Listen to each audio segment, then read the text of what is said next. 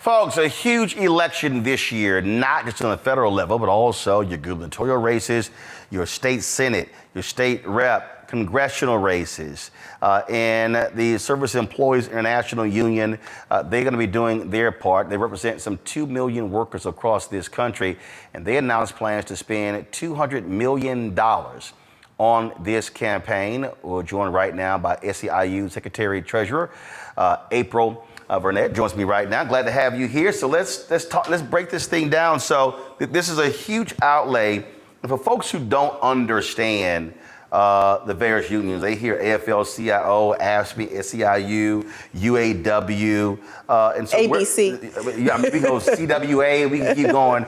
So where does SEIU rank in terms of size, in terms of representing union workers? Sure. So first of all, let me say thank you so much for having me. It's an honor to be here. Our international union, SEIU, represents roughly 2 million workers in the United States, Canada, and Puerto Rico. In this country, we are second only to the NEA that represents about 3 million education workers in the country. So you're the second largest union? The second largest union. And what type of workers? Our workers are predominantly, I think it's first to note, women and people of color. Our members work in healthcare, in hospitals, in nursing homes, home care workers, as well as folks who work in clinics, so across the healthcare spectrum. So when we were going through COVID, y'all were representing those frontline workers? Absolutely.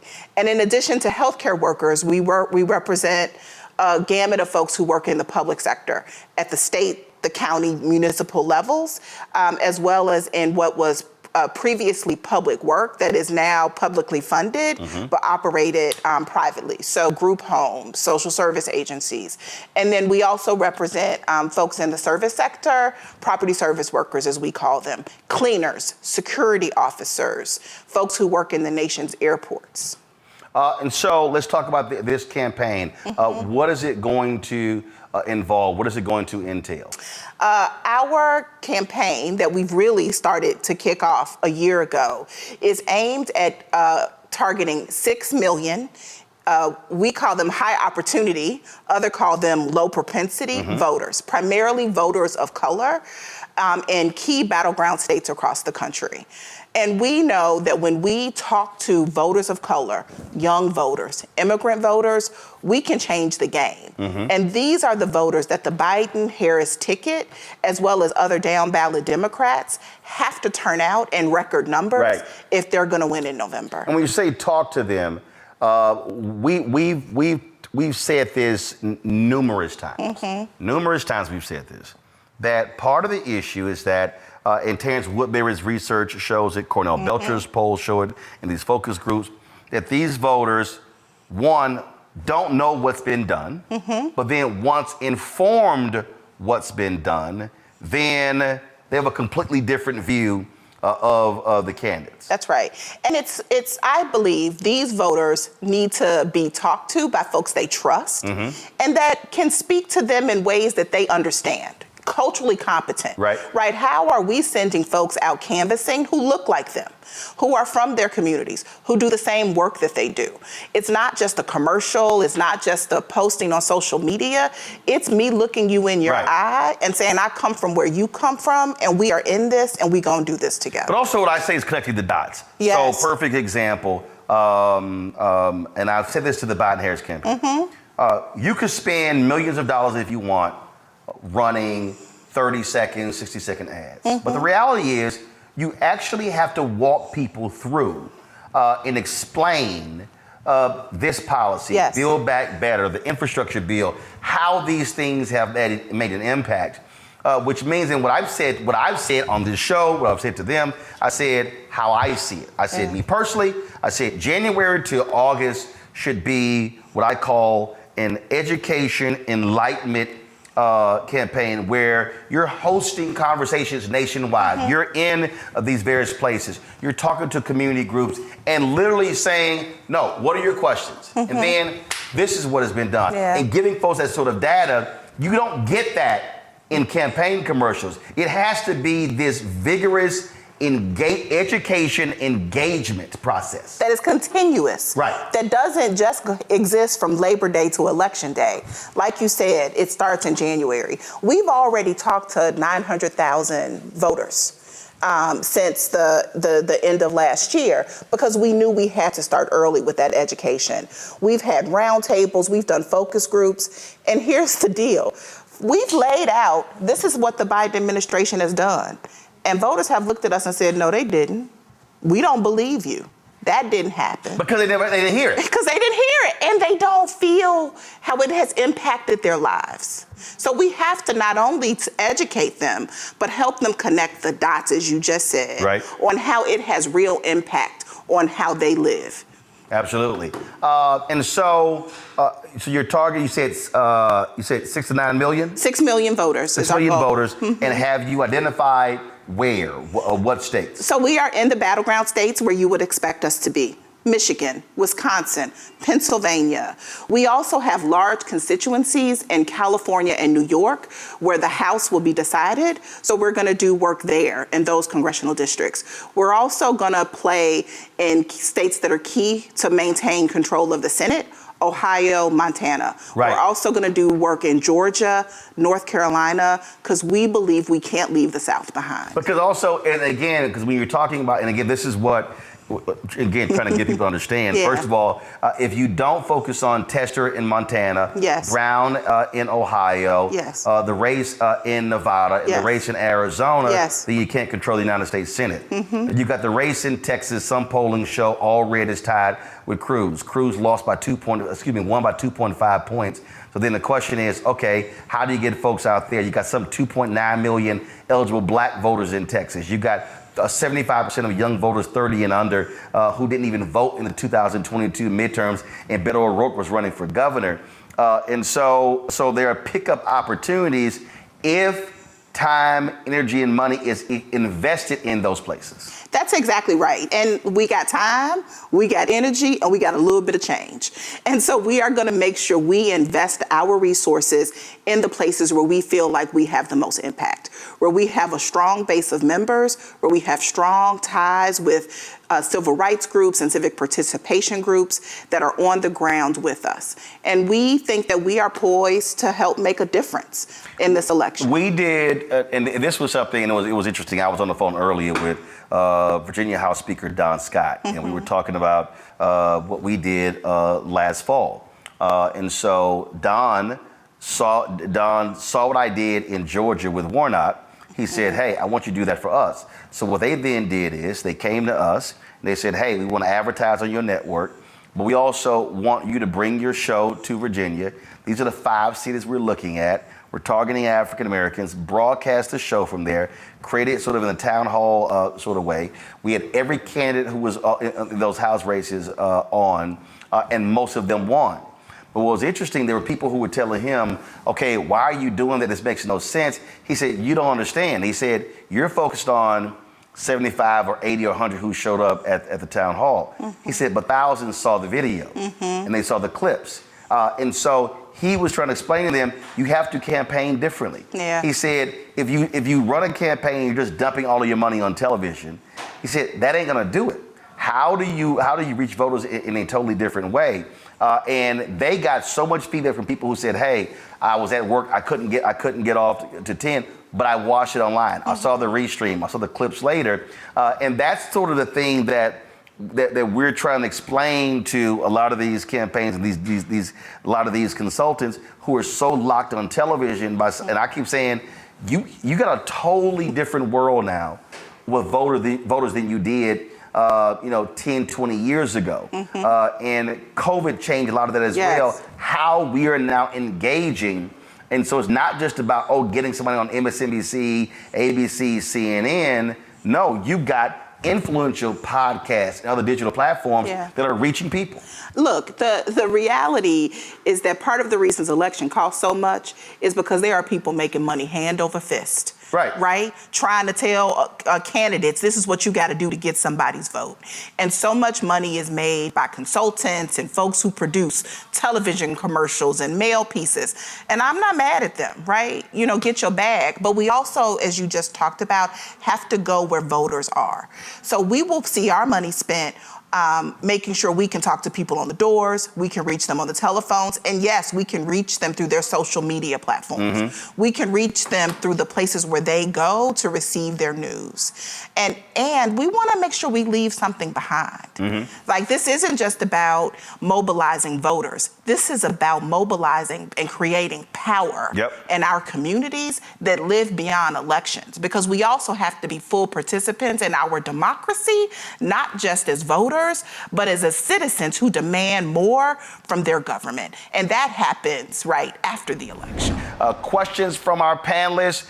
We've got three of our panelists here. Let me introduce them. Dr. Greg Carr, Department of Afro-American Studies at Howard University.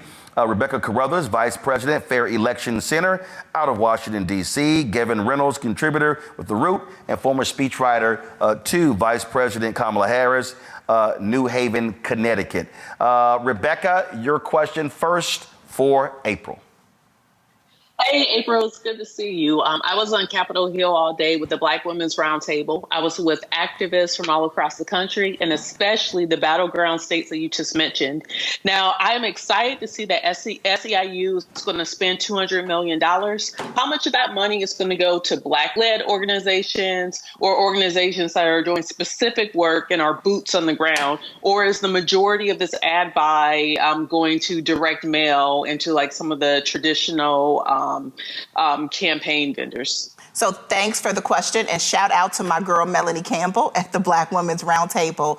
The majority of our $200 million spend is going to be on direct voter contact. It's going to be on doors. It's going to be on phones. And there will be some that's put on in traditional advertising as well as social media and other ways to reach voters. And it's going to be spread out as we feel like we need to, state dependent, on different communities of color and different workers. So it's going to be in the Black community, in the Latino, in the API, and other immigrant and communities of color, as well as reaching low propensity white working class voters. But we feel like that our lane, right, our right of way in this cycle is reaching out to low propensity voters of color and young voters. So that is where we're going to spend our money. And we also spend it on the ground with indigenous folks who have real sway in our community. So we work with the Black Women's Roundtable, with the NAACP, you know, with other groups who have real history with reaching out and talking to voters, both traditional groups and newer groups. And so we're really proud of our record and how we've engaged voters in the past, and know that our members are trusted voices, and they will be out talking to their neighbors and their families and their friends. All right, then. Gavin. Roland, thank you, and thank you as always for providing this space for us to discuss these critical issues together. April, thank you so much. This work that you're describing is incredible. It's the work of democracy, and of course it continues the long-standing traditions of unions being on the forefront of building political power, especially for Black and brown workers. And as a proud son of Georgia, I especially loved what you said, which is that we cannot leave the South behind. My question for you, though, through your conversations with voters on the ground so far in these battleground states, are there any specific takeaways that you've gleaned from these conversations that you believe could be helpful for the Biden-Harris campaign from a strategic standpoint as they seek to build on this work, in engaging some of those same voters you've been talking to? Absolutely, Gavin. Thanks for the question. Workers, voters want a hand up. They don't just want a handout. We have seen, particularly since the pandemic, more workers say they are fed up with the status quo. We see numbers of folks talking about unions in the high 70s, right? 50% of folks polled say they want to be in a union themselves. And so we are leaning into this unprecedented moment of worker power and saying the key to this election is about how are we empowering people, particularly people of color, who today don't necessarily have an easy path to forming a union, that saying they can too build power, they can form their organizations, and they need to elect folks like President Biden and Kamala Harris that have stood with unions, that have stood with workers. Look at their record. It's clear. And we believe that that is a winning strategy that they must lean into. Greg Carr. Thank you, Roland, and thank you, Sister Verrett. And I'm glad that we just heard from Gavin about Georgia, in particular bringing up Georgia, given what you all did with Ossoff and Warnock there, with 10 million doors knocked on, just doors, not even calls and texts. I want to ask you about coordination with other groups. The New York Times is reporting that Vote Vets has said they're going to spend $45 million in this election cycle. Future Forward is pledging $250 million in advertising, and Move On has said $32 million. How do you coordinate? How does SEIU coordinate with other groups that are going to be involved in this, maybe even non-union groups like the three I just mentioned, to try to make sure that everything is effective as you all target specific kind of jobs and roles in getting this work done? Yeah, you name a table, we want to be at it, right? Of course, we will work with our labor partners. We have a long history of working with public sector unions like AFSCME, the NEA, AFT, other AFL-affiliated unions in the private sector. So, building power and working with unions is important, but we don't stop there. I mentioned before, Black Women's Roundtable is a partner, and we seek to find the groups on the ground in whatever community that we are in, from small groups to large groups. But who is getting the work done? Who's out talking to voters? And we want to continue to expand the network of groups that we work with and not be limited, particularly as it comes to reaching younger voters. Influencers are terribly important in the social media space. So we don't just consider ourselves a strictly workers, mobilization effort. We are a voter mobilization effort. So if there's groups who speak to our values, who share our vision for building worker power, that's who we want to work with. Any additional questions for the panel? Sure. I have another question. I saw a poll that just came out in Michigan, and it showed that with young people ages 18 to 34, only 28% are enthusiastic about Joe Biden. 62% are upset with him. Showing 28-62 with favorability, unfavorability. What is SEIU's plan to really reach young people to get them engaged in this election? I'm seeing everything from being super upset over what's happening on the Hill, like with TikTok, to the issue of Gaza in Michigan. How does SEIU turn those low propensity voters into voters going into November? Yeah, look, I'm not going to sugarcoat it. We got a lot of work to do. We are not necessarily in a good place today, but we started early. We've been on the ground talking to voters, to young voters in Michigan since 2023. We know what we're up against, and we have a commitment to not give up, right? We're going to stay there. We're going to stay on the ground. We're going to be there till November.